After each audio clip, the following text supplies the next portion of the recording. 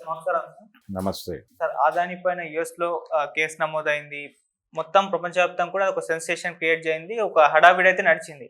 అయితే దీనిపైన కేంద్రం మాత్రం ఇప్పటివరకైతే ఎటువంటి స్పందన ఇవ్వలేదు. కేవలం బీజేపీ వాళ్ళు ప్రెస్ మీట్ పెట్టి కాంగ్రెస్‌ని విమర్శలు చేయడం తప్పితే కేంద్రం వైపు నుంచి, ప్రభుత్వం వైపు నుంచి ఎటువంటి స్పందన లేదు. అసలు అదాని అంశం పైన కేంద్ర ప్రభుత్వం ఏం చేయబోతుంది? మీరేం చెప్తారు సార్? ఇందులో కేంద్ర ప్రభుత్వ ఇన్వాల్వ్‌మెంట్ ఉంది అనేది చాలా స్పష్టంగా ప్రపంచానికి తెలుసు. ఓకే. వాళ్ళు కాంగ్రెస్ పార్టీ చేసిన విమర్శలు, రాహుల్ గాంధీ చేసిన విమర్శల మీద మాట్లాడుతున్నారు తప్ప సబ్జెక్ట్‌లోకి వెళ్ళి మాట్లాడటం లేదు. ఓకే. సబ్జెక్ట్‌లోకి వెడితే అంటే నేరుగా కేంద్రం నుంచి వచ్చినటువంటి ప్రతిపాదనలు ఇవి. రాష్ట్రాలు ఏ మేరకు స్పందిస్తాయి, ప్రతి రాష్ట్రానికి ఒక జెన్కో ఉంటుంది, ఒక ట్రాన్స్కో ఉంటుంది. జెన్కో అంటే జనరేషన్ ప్రోగ్రామ్. పవర్ను ఉత్పత్తి చేస్తారు. ఆ ఉత్పత్తిలో ఏదైనా బ్యాలెన్స్లు ఉంటే అంటే రిక్వైర్మెంట్కి ఉత్పత్తికి మధ్యలో మ్యాచ్ కాని పరిస్థితి ఉన్నప్పుడు బయట నుంచి పవర్ తీసుకోవటం అనేది జరుగుతుంది. అప్పుడు సోలార్ పవర్కి సంబంధించి వీళ్ళకు ఉన్నటువంటి ఈ అదానీ కంపెనీ నుంచి ఒక ఒప్పందం చేసుకోవాలి అనుకున్నప్పుడు వీళ్ళు అనుకున్నటువంటి రేట్ల ప్రకారం వాళ్ళు ఉన్నారా, టెండర్ వేస్తే ఏంటి పరిస్థితి, దాని మీద ఒక జడ్జిమెంట్కి రావాలి. అయితే ఇది కేంద్రం నుంచి వచ్చినటువంటి ప్రతిపాదన. ప్రతి స్టేటు దాన్ని ఆమోదించవచ్చు, ఆమోదించకపోవచ్చు. కానీ ఇన్ఫ్లుయెన్స్ జరిగింది. ఇదొకటే కాదు, ఇంకో కంపెనీ కూడా ఉంది. ఒక అమెరికన్ కంపెనీ కూడా పార్టిసిపేట్ చేసింది ఈ ప్రోగ్రాంలో. అయితే ఇప్పుడు ఆ కంపెనీ కనిపించడం లేదు. కానీ ఇన్సైడ్ న్యూస్ ఏంటంటే వాళ్ళు కలిసే ట్రావెల్ అవుతున్నారు అని.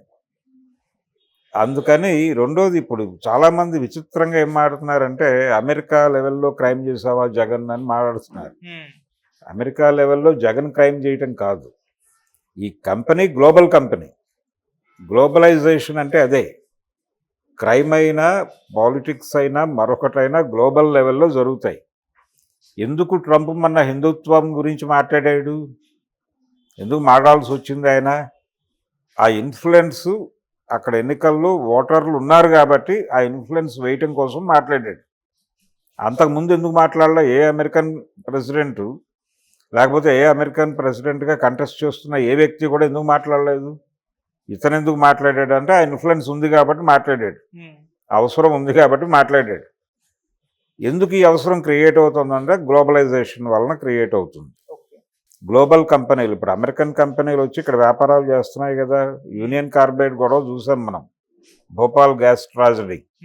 అండర్సన్ అనేవాడు ధన్మని వెళ్ళిపోయాడు ఈ దేశం వదిలి. ప్రభుత్వ సహకారం లేకుండా వెళ్ళిపోడుగా, వెళ్ళిపోయాడు. అని తీసుకురావడం వీళ్ళ వల్ల కాలేదు కదా తర్వాత. అందుచేత ప్రభుత్వాల ప్రమేయం ఖచ్చితంగా ఈ స్కామ్స్లో ఉంది. ఇవి స్కామ్ అని అంటున్నాము ఈ రోజున. నిజానికి వీళ్ళు ఎందుకు సైలెంట్గా ఉన్నారు? అమెరికాలో గొడవ అయిపోతే అప్పుడు మాట్లాడదామని చూస్తున్నారు. ఇప్పుడు మహారాష్ట్రలో వీళ్ళ ప్రభుత్వం వచ్చింది అంటే దాదాపు బీజేపీ లెడ్ గవర్నమెంటే అది. ఫడ్నవీస్ సీఎం అవటం అంటే వీళ్ళ చేతుల్లో పూర్తి కంట్రోల్ వచ్చినట్టే. కాబట్టి అది కూడా ఒక రకంగా అదానికి మంచిదే. అతను ఆ ప్రభుత్వంతో కూడా డీల్స్ ఉన్నాయి అదానికి. సో అదానీ అనే వాడి కంపెనీ గ్లోబల్ కంపెనీ. అది గ్లోబల్ కంపెనీ అయినప్పుడు వాళ్ళు ఎక్కడ ఏ రకమైన ఆర్థిక లావాదేవీలు జరిపినా ప్రొజెక్షన్స్ ఇస్తారు. మేము ఇన్ని ఏరియాల్లో మా ఆపరేషన్స్ ఉన్నాయని చెప్పాలి. గ్లోబల్ లెవెల్లో ఆపరేషన్స్ ఎక్కడైనా ఉండొచ్చు. జర్మనీలో ఉన్నాయని చెప్తాడు, ఆంధ్రప్రదేశ్లో ఉన్నాయని చెప్తాడు, మాస్కోలో ఉన్నాయని చెప్తాడు.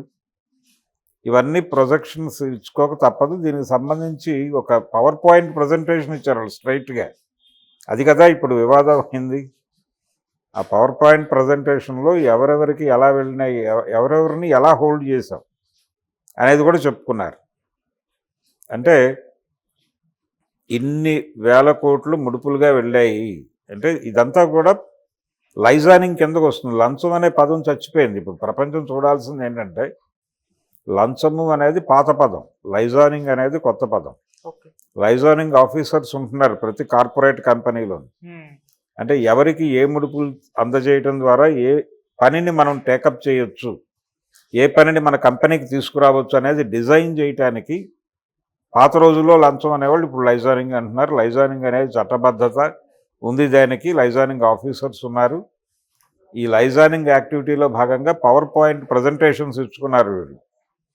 ఈ పవర్ పాయింట్ ప్రజెంటేషన్స్లో ఎవరికి ఏ డబ్బులు ఎలా వెళ్తున్నాయి అనేది కూడా మాట్లాడుకున్నారు ఓపెన్గానే.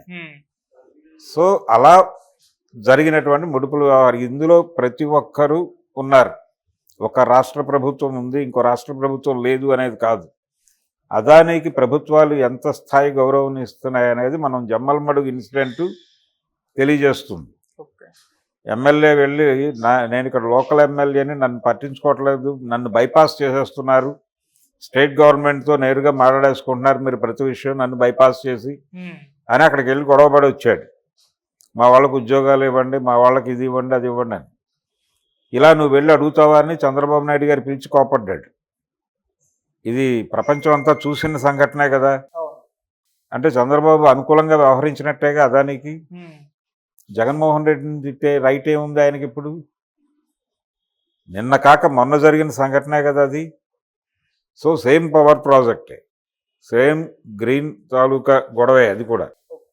సోలార్ దీనికి సంబంధించి అలాగే ఇళ్ల మీద పెట్టుకునేటువంటి ఇవి వేస్తారు ప్లాంట్లు, సోలార్ విద్యుత్ ప్లాంట్స్ సంబంధించి దీనికి సంబంధించిన లావాదేవీలు కొనుగోళ్ళు అవి చైనా నుంచి తెచ్చుకునేవాళ్ళు మొన్నటిదాకా. ఇప్పటికీ అదే నడుస్తోంది, చైనా మెటీరియలే నడుస్తోంది.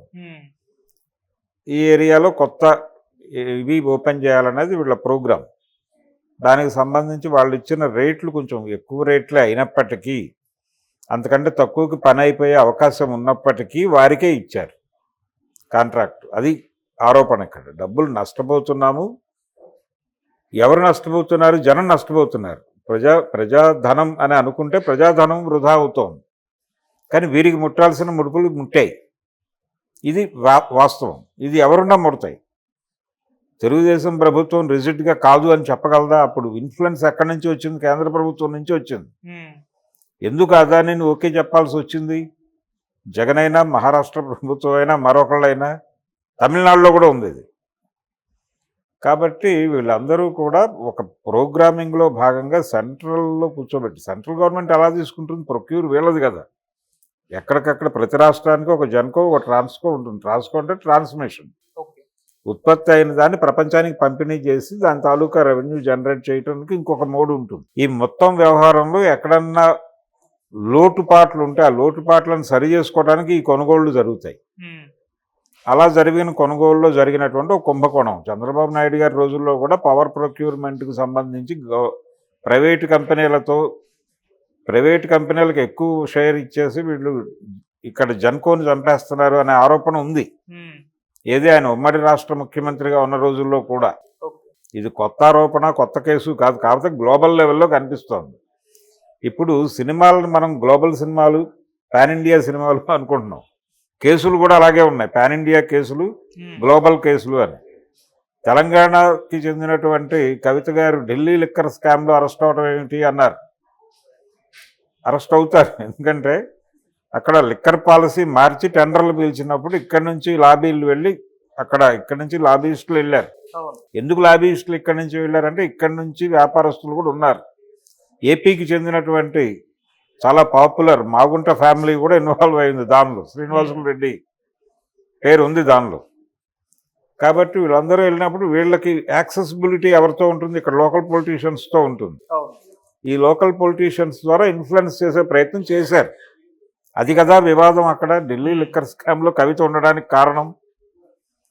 అది పాన్ ఇండియా స్కామ్ అనుకుందాం, పాన్ ఇండియా కేసులు అనుకుందాం. అంటే ఈ రాష్ట్రం వాళ్ళకి ఆ రాష్ట్రంలో కేసులు పెట్టడం ఏంటి అని నడిచింది.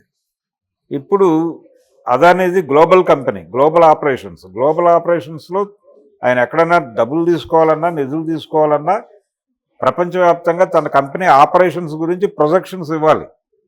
ఆ ప్రొజెక్షన్స్లో అందరూ వస్తారు, అన్ని ప్రభుత్వాలు వస్తాయి. ఆ ప్రభుత్వాల నుంచి పనులు ఎలా సాధించుకున్నారో కూడా ఏదో మేరకు ఎక్కడో చోట ఓపెన్ అవ్వాల్సి ఉంటుంది.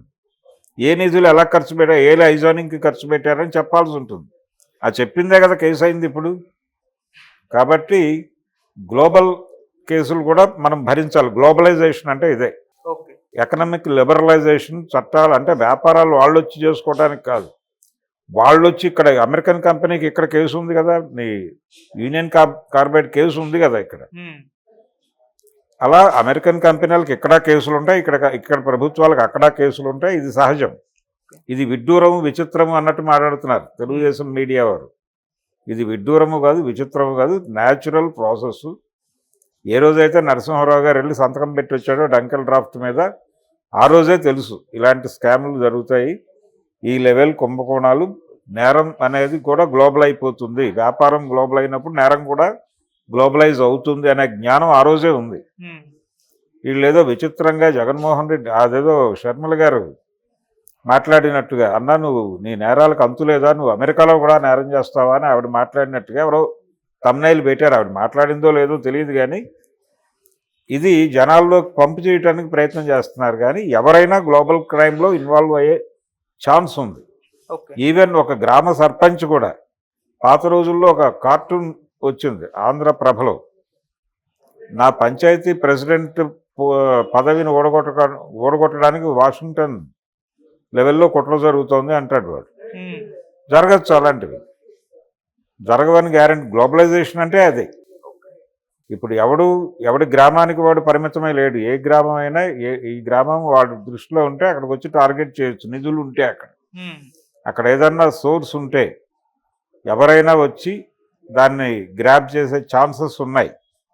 దీన్నే గ్లోబలైజేషన్ అంటారు. ఇదే గ్లోబలైజేషన్ ప్రమాదం అంటే ఇది. డెవలప్మెంట్ మోడ్లో వాళ్ళు ప్రపంచాన్ని చావగొడతారు.